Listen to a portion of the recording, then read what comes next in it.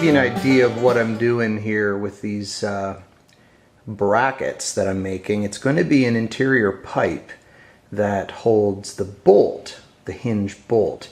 These brackets are simply there to hold the pipe. So I've drilled with the largest drill bit I have, which is 5/8, but I actually need something more like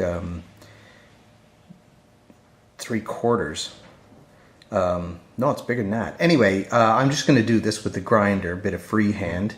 And I'm cutting along these lines. I've already cut these out. And I'm going to cut along this line, and then same thing over here. And then grind out the bottom here, which is just going to be a freehand exercise.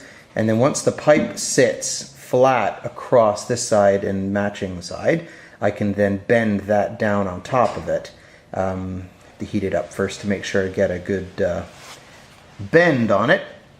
And then I can tack weld it, and that's precisely what I did with this thing. So you can sort of see where I had been cutting and grinding, and then I just did a tack on the outside. But once I've got this all set up, then we're golden. So the, I got that circle there actually by tracing this. My pipe fits through that, and this is my old grinding wheel. This is too small to use anymore, but it's a nice template. So I'm going to finish cutting these two fellas, and then I'm going to attach them to this pipe where it is. Then I can just, I think if I grind them down and then attach them to this pipe as it is, then I can weld it before I've even cut them apart. I can get the saw in between the two brackets and just cut them off. And then once they're separated, I'm going to tack weld, or not tack weld, but weld, close that joint up. So I don't know if I want to get these all separate completely first. I guess it doesn't make a difference. And then I put my bolt in place, tack weld to the frame, and either way, we're done. So yeah, we're going to get these guys finished up, tack weld them to some of this pipe, and then we can move on to attaching the brackets, these brackets, to the frame. And once I'm that far, I think we're very close to being done. The last thing is going to be where I'm mounting the lights. So I need to have a channel to run the wires. I'm not going to send them through the pipes. I want them closed up as best as I can. But we are very close to having this thing finished. Now you can see what I'm doing. So here's my little 2-inch blocks, which I've ground out the, makes it easier to see, not really. Anyway, the pipe's laying across the top. It's basically level, or as level as the floor is anyway. The tongue's not perfectly straight either, so I'm not going to be too concerned, but I do want them straight with respect to each other. And with the pipe still in the middle, I know I'm going to get a perfectly straight joint, or at least arrangement, let's call it that. So I'm going to weld these, tack them on these little tips here, and then hammer the top edges here together, and then weld it down to the frame.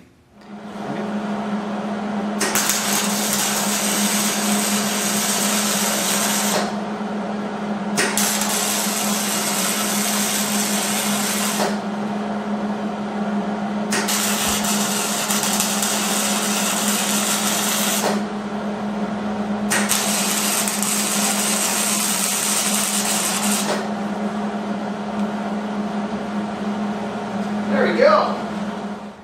Oh yeah. Not bad for a guy that doesn't know what he's doing.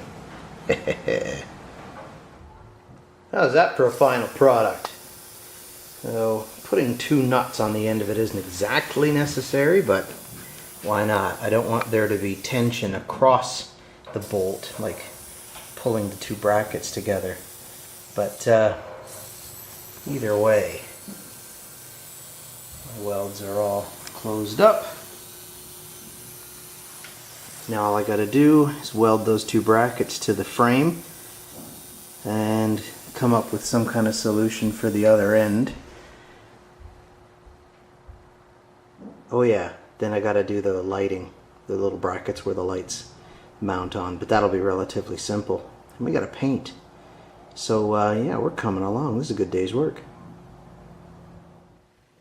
Got my parts all lined up. We're ready to rock here.